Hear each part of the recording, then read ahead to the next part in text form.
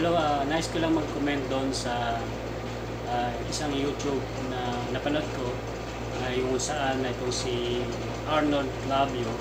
Ito po ay isa sa mga anchor ng GMA7 na ang sabi niya ay gusto niya daw paimbestigahan sa NBI yung ginagawang pagtulong po ng ating Lodi, no, na si Sir Francis Leo Marcos. Hindi ko maintindihan na kung sino pa yung gumagawa ng mabuti para sa kanyang kapwa.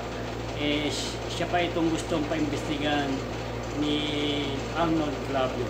Hindi ko alam kung ano yung motibo ni Arnold Clavio, bakit niya nasabi na kailangan imbestigahan ng NBI yung mayaman challenge ni Francis Leo Marcos. Marami pong mga tao na gumagawa ng masama. Yun po sana bigyan natin ng pansin, yung imbestigahan natin sa NBI. Huwag naman po yung tumutulong sa tao, paimbestigahan natin. Kasi lalabas po na naiinggit lang kayo. Ayoko na may isipin na naiinggit ka lang kasi sikat ka naman. Kilala ka ng tao, hindi ko iniisip na naiinggit lang ito ang mga taong ito. Yung mga baser ni Sir Francis Leo, manahimik kayo. Kung wala kayo naiambag sa pamahalaan, better shut up. Kasi hayaan natin yung tao gumagawa ng mabuti sa kanyang kapwa. Kung naiinggit kayo, tumulong din kayo. Mas maganda kanya-kanya kayong tulong. Kasi pasikatan kayo. Payabangan nga, sabi nga, maging mayabang ka. Yung payabang mo, ilagay mo sa tama, yung makatulong ka sa kapwa. Pero kung ang yabang mo ay gagamitin mo lang para manira ng tao, hindi ka pagpapalain ng Panginoon dyan. Magalit si God. Kasi sabi nga, ang puso ng tao, nalalaman ng Diyos kung anong laman niya. At yung mga nagre-report na fake yung pagtulong ni Sir Francis Leo Marcos, mag-survey kayo. At siguro naman hindi malabang mga mata niyo. Hindi ko kilala si Francis Leo Marcos. Pero sabi ko nga, hindi niyo maluloko mga Pilipino. Hindi niyo maluloko yung mga tao. No? Nakikita ng mga tao yung tunay na tumutulong sa kanyang kapwa. At wag nating bigyan ng masamang impression. Naalala ko nga ating mahal na Pangulo. Ito mark my word, ito yung maganda sa ating presidente. No, ating mahal na Pangulo na si President Rodrigo Roa Duterte. Naalala niyo po ba yung isang kabinete niya sa PACC? Di po ba? Pansin niyo yun? Merong kasing isang secretary, undersecretary na nagbigay ng comment doon sa ginawang pagtulong ng Vice President sa kanyang ginagawang pagtulong sa COVID-19. At gusto niyang paimbestigahan, no, sa NBI.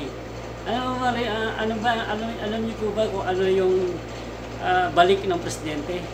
Sinipa niya yung sinipa niya. Sabi niya, better fire him.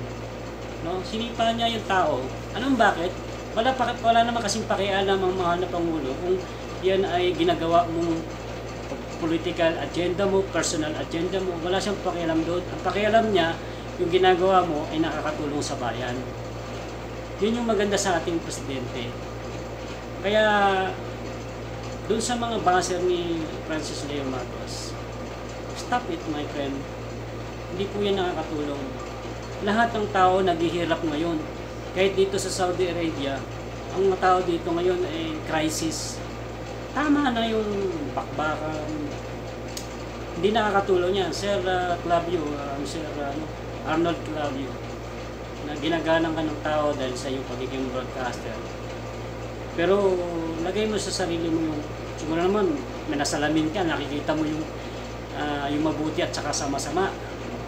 Hindi mo na kailangan magsabi ng kailangan pa imbestigahan yung mayaman challenge.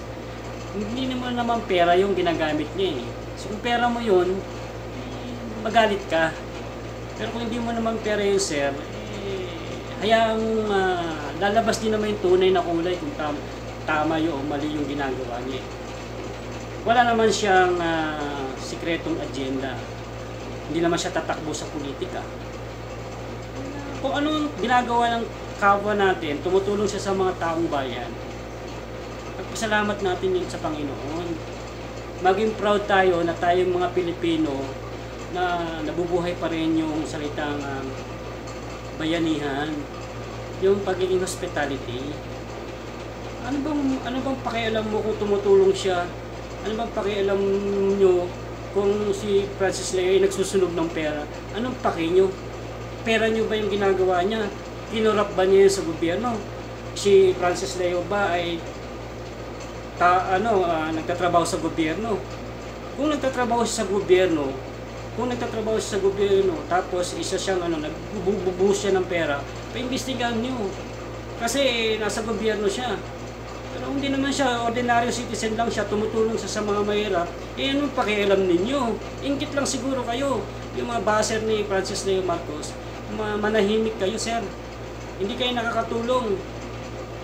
Mag-vlog kayo, mag-video kayo, nagbibigay kayo ng tulong sa mga mahihirap. Marami pong mahihirap ngayon dyan, oh. Tingin-tingin lang kayo sa paligid ninyo, tulungan nyo sila. Kaysa yung mga bunganga ninyo, dadak-dak-dak-dak-dak dyan,